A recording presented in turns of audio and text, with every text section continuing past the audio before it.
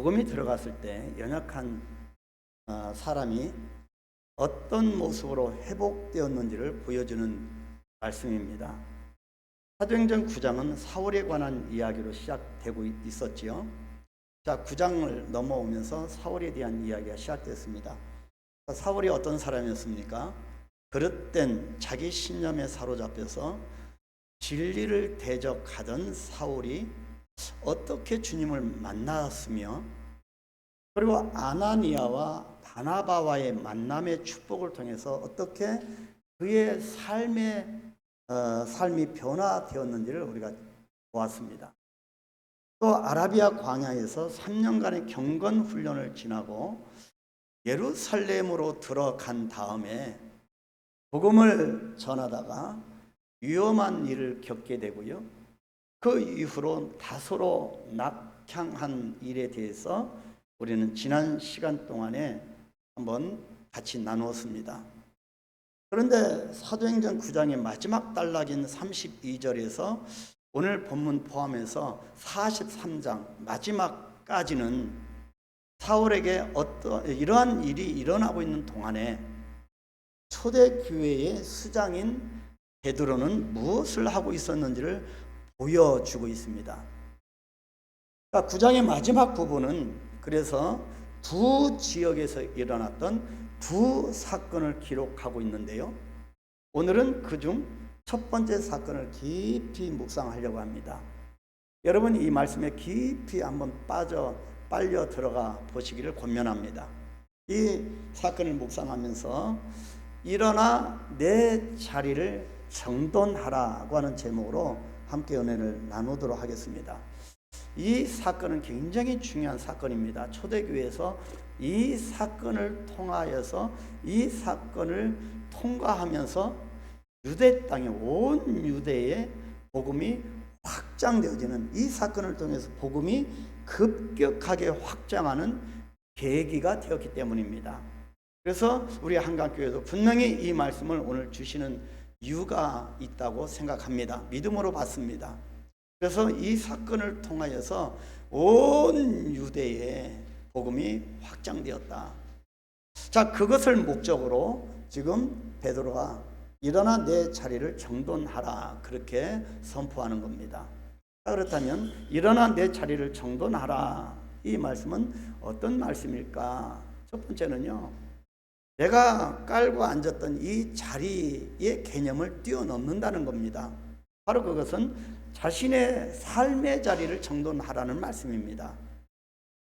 오늘 본문은요, 에니야라는 사람이 이야기로 시작합니다. 본문 32절 33절에 보니까 그때 베드로가 사방으로 두루 다니다가 루다에 사는 성도들에게도 내려갔더니 거기서 에니야라 하는 사람을 만나매 그는 어떤 사람이었다고 기록합니까? 중풍병입니다. 중풍병으로 침상 위에 누운 지 8해라. 8년 동안 중풍병으로 꼼짝 못하는 중환자였습니다. 자, 베드로가 루다에 사는 그리스도인들을 만나는 중에 그리스도인들을 만나서 루다에 있는 사람들에게 말씀을 선포하고 복음을 전하고 그리스도인들에게 그렇게 사역을 할 때에 에니야라는 사람이 그 가운데 있었습니다.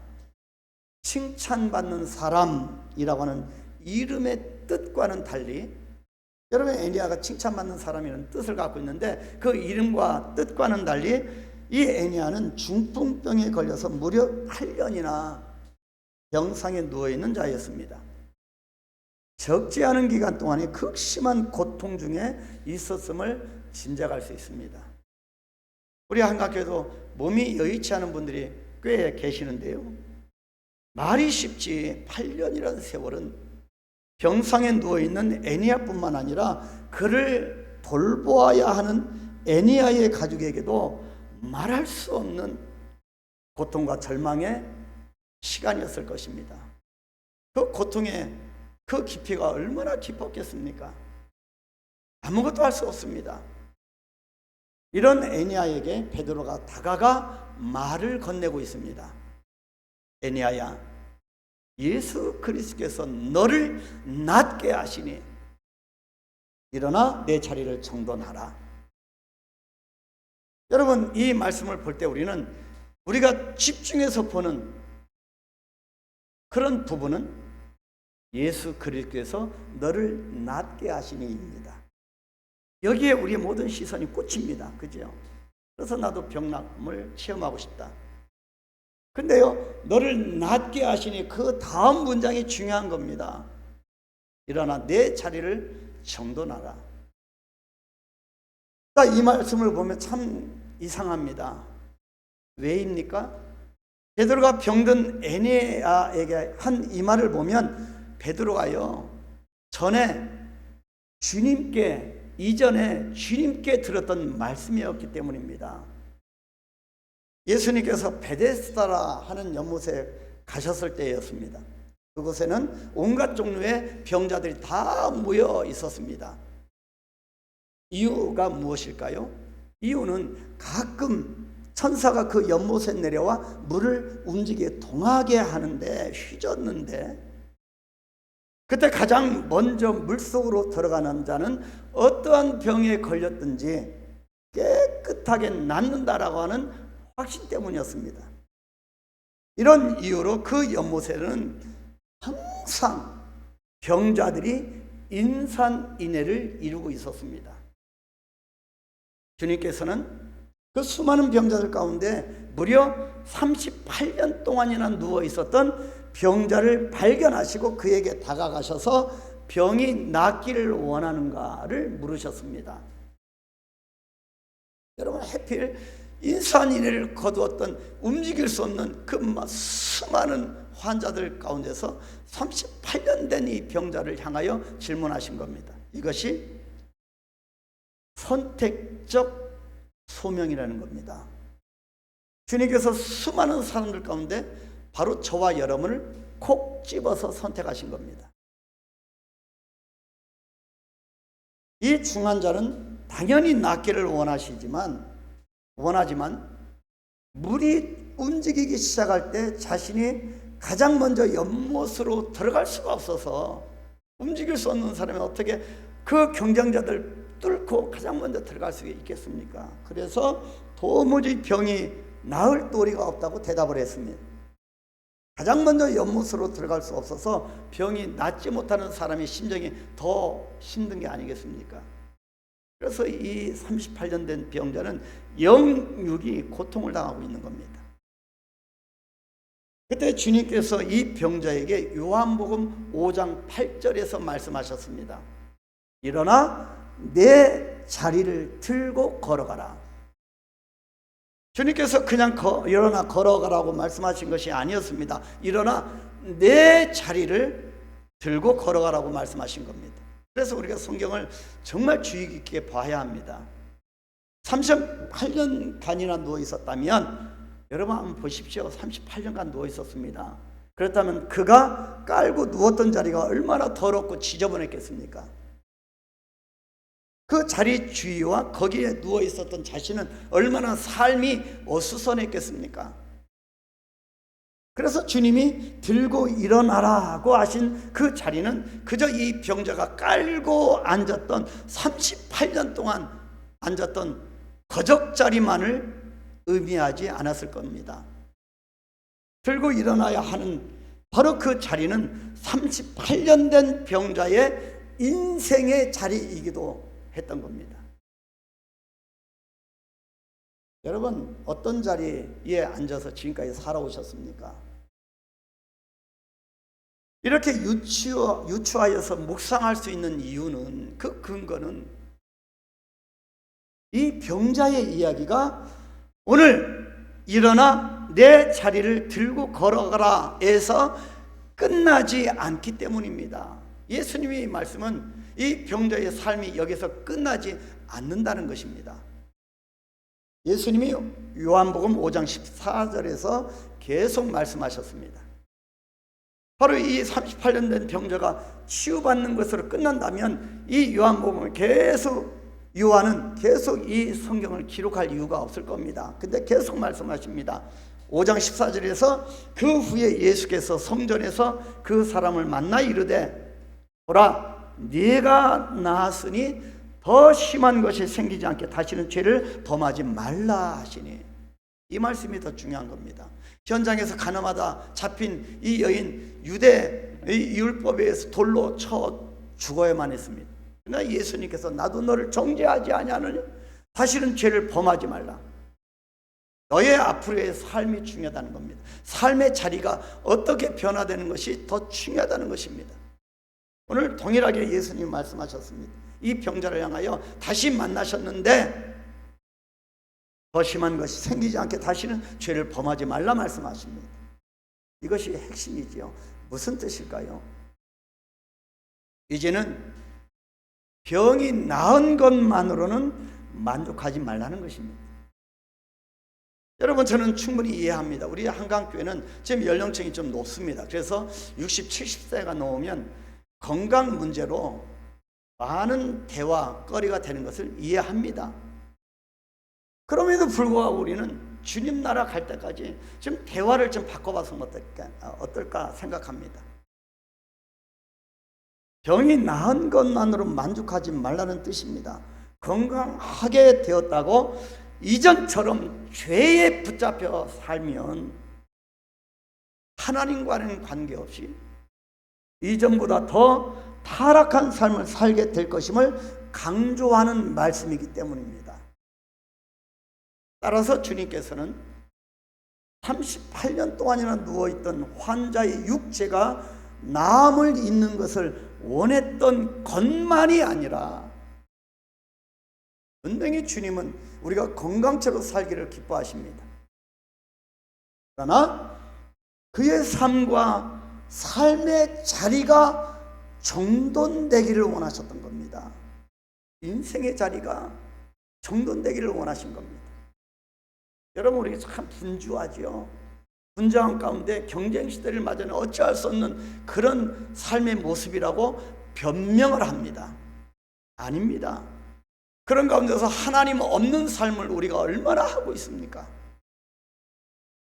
바로 그 부분을 정돈되기를 원하신 겁니다. 그리고 그 결과를 요한복음 5장 9절이 밝혀주고 있습니다. 뭐라고 합니까? 그 사람이 곧 나아서 자리를 들고 걸어가니라. 취함을 받은 병자는요, 즉시 자기가 누워있던 자신의 자리를 들고서 길을 떠나게 되었습니다. 이제 나았으니 다시는 죄를 범하지 말라고 하는 주님의 마음을 깨닫고요, 그가 누워있던 지난 삶의 자리를 정돈하고 삶이 정돈된 사람이 되어서 그 자리를 떠났다는 말씀입니다. 병만 치유된 것이 아니라 그의 모든 인생관, 인생의 자리가 변화됐다는 것입니다. 이와 같은 모든 모습들을 예수님 곁에서 3년 동안 동고동락하면서 예수님의 모든 영혼들을 세워가는 과정을 지켜본 이것을 목격했던 베드로가 지금 룻다에서 자신이 예수님께로부터 보고 배운 그대로 애니야에게 동일하게 말하고 있는 겁니다. 애니야야, 예수 그리스도께서 너를 낫게 하시니 일어나 내 자리를 정돈하라. 예수님이 하신 말씀과 동일한 말씀을 하고 있습니다. 자, 이상과 같은 사실은 우리에게 대단히 중요한 깨달음을 안겨주고 있는데요, 주님께서 우리에게 궁극적으로 요구하시는 것은 병의 나음보다 더욱 중요한 것이 있다는 것입니다. 이 땅에 이 생의 삶만 있으면 이런 말씀을 안 하시겠지요. 영원한 다음 영생이 있다는 것입니다. 그것은 바로 병 나음보다 더 중요한 것은 바로 삶의 정돈이라는 것입니다. 이런 차원에서 본다면 초대교회의 영성의 수준이 정말 놀랐습니다. 저들에게 이런 화려한 목재로 된 여러분이 향내나는 이런 성전이 있었을까요? 정말 푹신푹신한 여러분이 앉은 이런 의자가 있었을까요? 그럼에도 불구하고 저들 이 초대교회의 영성의 수준이 얼마나 놀라운지, 그들은 치유라고 하는 것을 한낱 육체의 고침으로만 본 것이 아니라 삶의 변화로 볼 정도로 높은 영성을 소유했음을 볼 수가 있습니다. 진정한 삶의 변화는 예수 믿고 주여 주여 한다고 되는 것이 아니라, 진정한 삶의 변화는 내가 주일날 예배에 안 빠지고 예배 드린다고 되는 것이 아니라, 진정한 삶의 변화는 죄로 얼룩지고 헝클어졌던 삶이 주님의 십자가 보혈에서 씻겨지고 정돈되는 것입니다. 욕망의 덫에 이 세상에 안락에 빠져서 무절제하게 방황하느라고 어지러웠던 삶의 자리가 주님의 말씀 속에서 올바르게 정돈되는 것입니다. 그릇된 감정과 편견과 자기중심의 선입관으로 인한 상하고 찢겨진 인간관계가 주님 안에서 다시 회복되고 정돈되는 것입니다. 저는 이번 명절 동안에 집에 있으면서 묵상하는데요, 나의 삶의 방향이 어디로 향하고 있는가? 묵상했더니 바른 방향을 상실했던 삶의 목적이 아무 의무 없이 살아갔던 하루하루의 행보가, 주님 없이 살아가는 의미 없는 하루하루와 행보가 진리 안에서 주님을 향해 정립되고 정돈되는 것입니다. 이것이 진정한 삶의 변화이고 삶의 자리의 정돈입니다. 예수님이 38년 된 병자에게, 베드로가 애냐에게 선포했던 말씀이 이겁니다. 병 나은 그 다음 단계, 삶의 자리를 정돈하라 였습니다. 그래서 예수님께서 이 땅에 오신 목적은 마치 38년 동안이나 거적자리에 누워있던 베데스다의 중환자처럼, 아니 오늘 8년 동안 중풍병으로 병상에 누워서 꼼짝 못하던 루다의 애니아처럼 죄와 죽음 속에서 어그러질 대로 어그러진 우리의 삶을 주님 당신의 생명으로, 십자가의 생명으로 바르게 그리고 영원토록 정돈해 주시기 위해서 이 땅에 오신 겁니다. 생각해 보십시오. 베데스다의 이 병자나 오늘 우리가 보게 되는 이 루다의 애니아가 오직 육체의 치유 한만을 얻었다면 결과적으로 그들에게 무슨 유익이 있었겠습니까? 어떤 사람이 주님 돈 벌게 해주세요.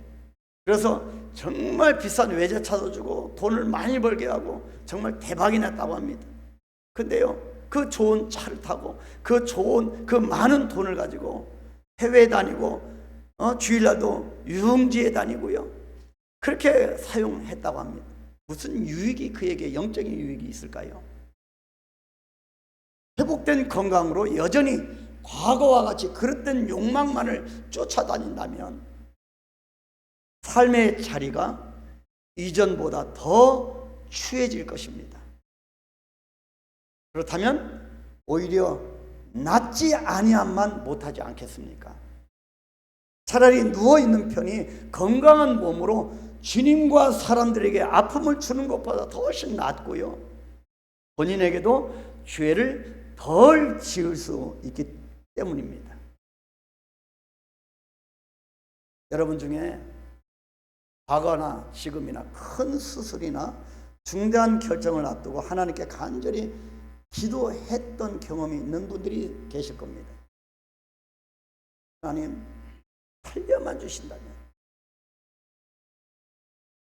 이 문제를 해결만 해주신다면,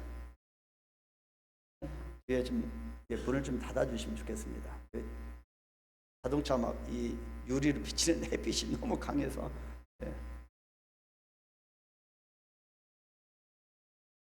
감사합니다. 살려만 주신다면, 이 문제를 해결만 해주신다면 우리 경험이 다 있을 겁니다. 제가 이렇게 주님을 위해서 살겠습니다. 그렇게 기도해 보셨을 겁니다. 감사하게도 그 기도가 응답되어서 이렇게 예배 자리에서 잘 살 수 있게 된 겁니다. 바로 이렇게 잘 살 수 있게 된 이유는 바로 여러분들이 삶의 자리를 새롭게 정돈하겠다는, 그때 기도할 때 삶의 자리를 정돈하겠다고 하는 그때의 소원을 하나님께서 기뻐 받으셨기 때문입니다. 근데 우리는 너무나 망각을 잘하기 때문에 그것을 잊어버리는 겁니다. 하나님이 우리의 그 소원 기도를 기뻐 받으신 겁니다. 그래서 우리가 오늘날 우리 된 겁니다. 그렇기 때문에 그런 기도를 하신 분들은 꼭 그렇게 기도한 대로 살도록 최선을 다하셔야만 합니다.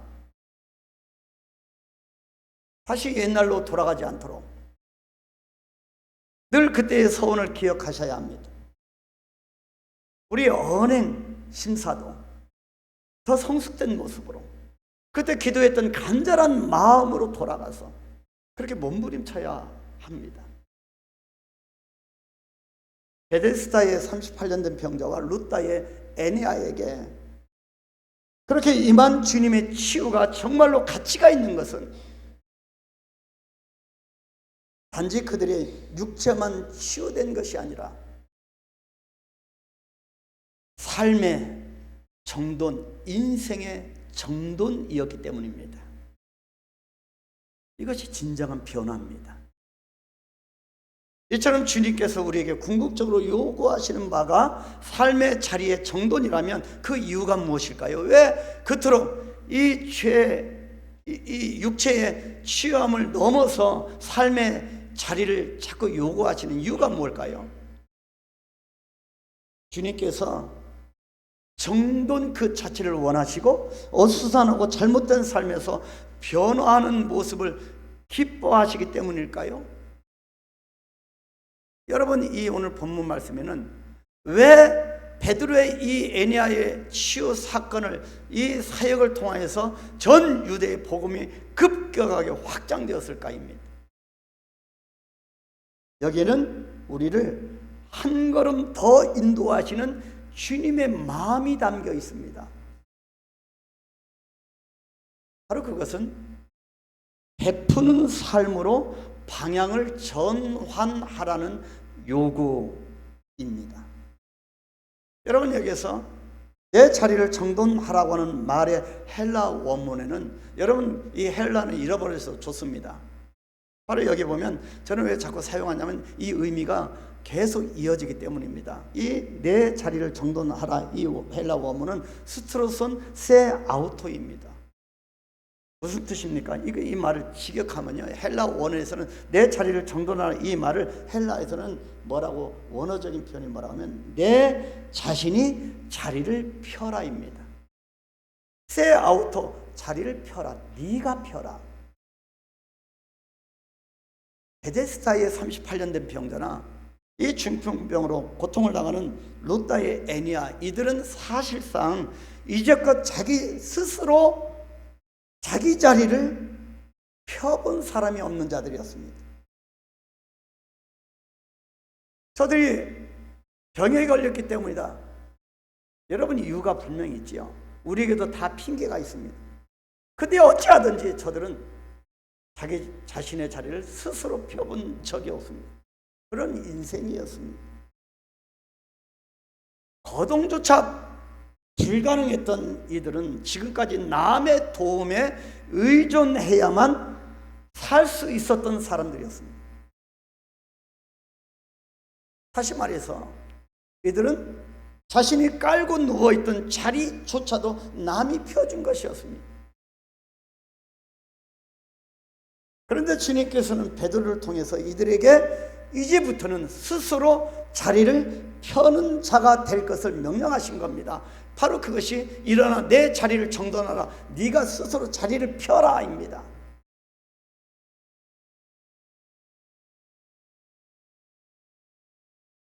이제부터는 지금까지는 남의 도움으로 남이 깔아준 자리에 살아왔다면 지금부터는 남을 위하여 남이 누울 자리를 스스로 펴주는 자로 살아가는 사람이 되라는 의미인 겁니다.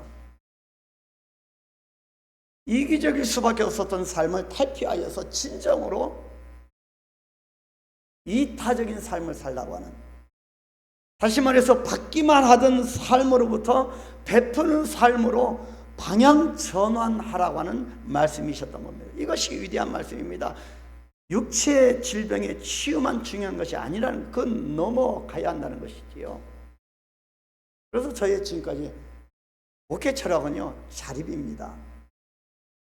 선교도요, 다 선교비 후원 받는, 다 베풀어서 받는 게 아니고 자립이었습니다.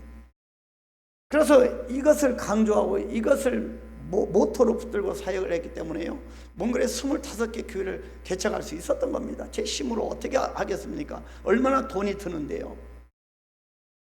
가는 데마다 직업이 전혀 없는 실업자가요, 여러분 95%가 넘습니다. 이틀에 밥 한 끼도 먹지 못하는 아무 직업이 없는 사람들입니다. 특히 공산주의는요, 다 국가에서 먹여 살려주던 일을 안 합니다. 근데 저들을 향하여서 복음으로 세우는데요, 내 스스로 자리를 펴라입니다. 저의 모든 선교 철학, 목회 철학은요, 스스로 해내는 겁니다. 그래서 한강교회 세워질 때도요, 부산에 있는 그 노예, 제가 소속된 노예에서 9,500만 원 맨 처음에 개척할 때 지원을 받았지만, 그 이후로는 제가 교회마다 찾아가서 5만 원, 10만 원 후원해달라고 안 했습니다.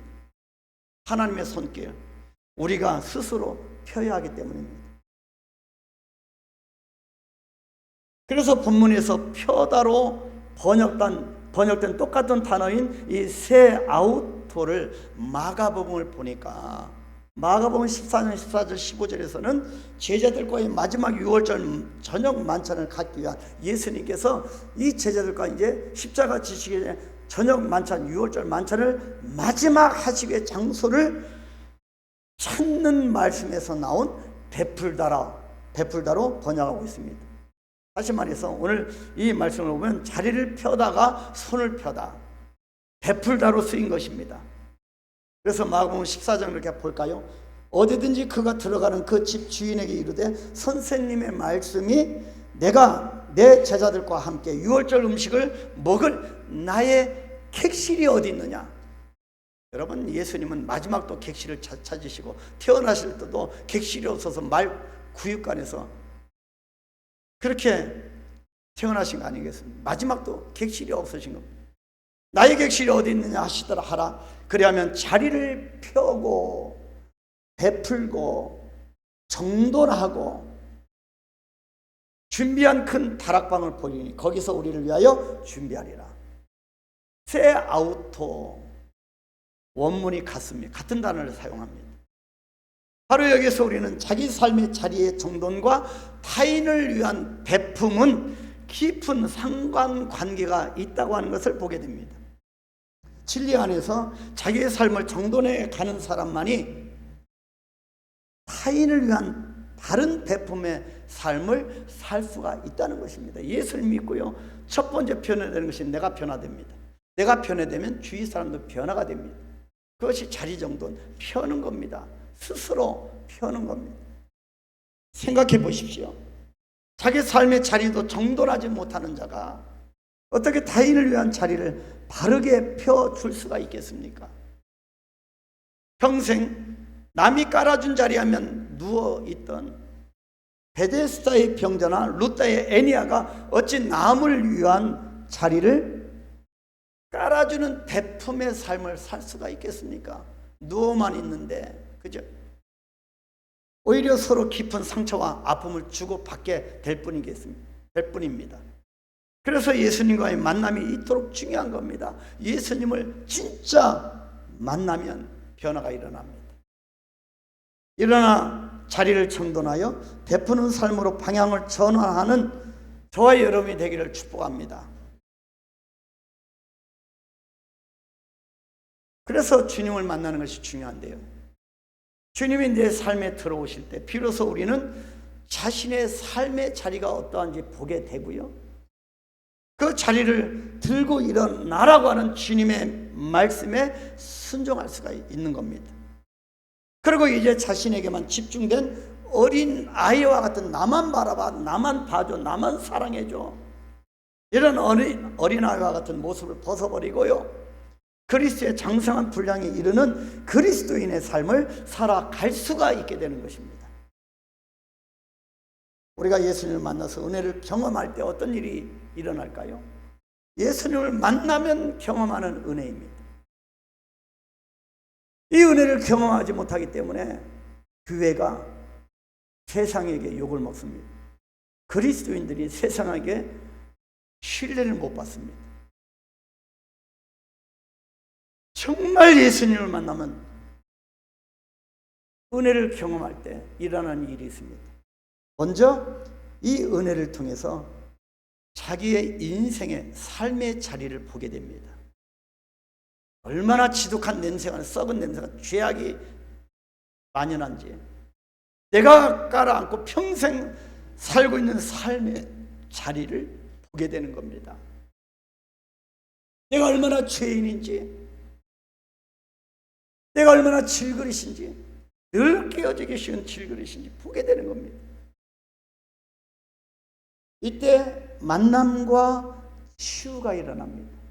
질그릇으로 살아왔던 자가 예수님을 진짜 만나면 보배로운 예수님을 담고 있기 때문에, 그 보배이신 주님을 담고 있기 때문에 우리는 이제 질그릇이 아니요 보배함입니다. 보배함. 그래서 만남과 치유가 일어나는 것입니다. 그래서 진짜 주님을 만난 사람은 넉넉합니다. 담대합니다. 마음 그릇이 작지 않고요, 편협하지도 않습니다. 당당합니다. 어떤 문제를 만나도 빨리 풀어냅니다. 당연히 다른 사람에게 상처를 주지도 않습니다. 왜요? 왜 그렇습니까?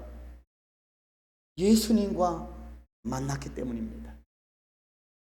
예수님이 내 삶의 자리로 들어오시면 만남과 치유가 일어나는 은혜를 경험한다는 것입니다. 이런 은혜가 여러분에게 임하게 되기를 축복합니다. 두 번째로, 예수님을 만나면 경험하는 은혜는 삶의 변화가 일어납니다. 삶의 방향이 완전히 바뀌는 거지요. 추구하는 목적이 바뀌어지는 겁니다. 자기만을 위한 삶에서 타인을 위한 삶으로, 공동체와 하나님 나라를 향한 삶으로 방향 전환이 일어나는 겁니다. 오늘 여러분의 인생에 터닝 포인트가 찍혀지기를 축복합니다. 주님을 진짜 만나면 경험하는 은혜들입니다. 주님을 만난 저와 여러분 통하여 여러분의 가정의 변화가 오고, 교회의 변화가 오고, 이 땅의 변화가 되고, 우리가 사는 그 현 주소가 변화가 일어나는 놀라운 축복이 일어나게 되기를 축복합니다. 사랑하는 우리 성도 여러분, 베드로가 에니야를 향하여 선포했습니다. 일어나 에니야야, 예수 그리스도께서 너를 낫게 하시니 일어나 내 자리를 정돈하라. 이제 나는 누군가 내 자리를 펴주기만을 기다리는 인생이 아닙니다. 자신이 누울 자리만을 겨우 펴는 인생도 아닙니다. 누군가를 위해서 내가 자리를 펴주는 인생으로 선순환의 변화가 일어나야 함이 어느 때보다도 절실합니다. 여러분, 펴지 않고 움켜쥐고 살아온 것을 여러분 경험하셨을 겁니다. 결과가 어떻게 나타나던가요? 그것이 쌓였습니까? 안 쌓였지 않습니까? 펴면 하나님의 베푸심으로 쌓여지게 됩니다. 내 인생의 자리를 정돈하고 베푸는 삶으로 방향 전환하는 것, 주님을 만나면 경험하는 은혜입니다. 우리 모두 이런 은혜를 입게 되기를 바랍니다. 자기 인생의 자리를 보면서 각자의 삶의 변화가 일어나게 되기를 축복합니다. 그래서 제가 아까 광고 시간에 전혀 어떤 헌금에 대해서는 강조를 하는 사람이 아닌데, 이 말씀을 묵상하면서 우리가 차량이 필요하면 하나님이 주실 건데 우리가 너무 구하지 않는 것이 아닙니까? 우리가 편한 인생이 돼야 되겠다. 그렇게 당당하게 그렇게 말씀을 드리게 됐습니다. 많은 사람을 위해서 여러분들이 직접 자리를 펴 주십시오. 다음 세대를 위해서. 그리고 중풍병으로 8년 동안이나 침상에 누운 이 시대의 애니아들을 위해서 구원의 자리를 펴주는 진정한 그리스도인이 되십시다. 결코 쉽지 않은 길이겠지만 거룩한 부담감을 가지고 은혜의 선순환과 베품의 선순환을 일으키는 그런 멋진 삶을 살아갔으면 좋겠습니다. 6월절 음식을 먹을 나의 객실이 어디 있느냐 라고 주님이 물으실 때 즉시 자리를 펴고 준비한 큰 다락방을 보여드리는 주님과 사람을 위한 베품과 넉넉함이 우리 심령 가운데 있기를 우리 구주 예수님의 이름으로 축복합니다. 그래서 이 베드로가 일으킨 이 사역을 통하여 애니아의 고침받는 것을 본 이후로 많은 사람들이 35절에 룻다와 사론에 사는 사람들이 다 그를 보고 주께로 돌아오니라. 변화된 자리, 인생의 자리를 정돈한 베푸는 삶으로 변화된 우리의 모습을 보고 많은 사람들이 주께로 돌아오는 놀라운 역사가 나타나게 될 것을 확신합니다. 믿음으로 고백하면서 우리 기도하겠습니다. 하나님, 나의 변화된 모습을 보고 많은 사람들이 주께로 돌아오게 하옵소서. 그런 사람이 내가 되게 하옵소서. 하나님, 지금까지 50평생, 60평생, 80평생 깔고 앉았던 이 자리를 들고 정돈하고 새로운 삶을 살게 하옵소서. 나를 그런 사람으로 붙들어 주옵소서. 나의 남은 여생을 주님을 위하여 살겠습니다. 우리 한번 기도하겠습니다. 주여,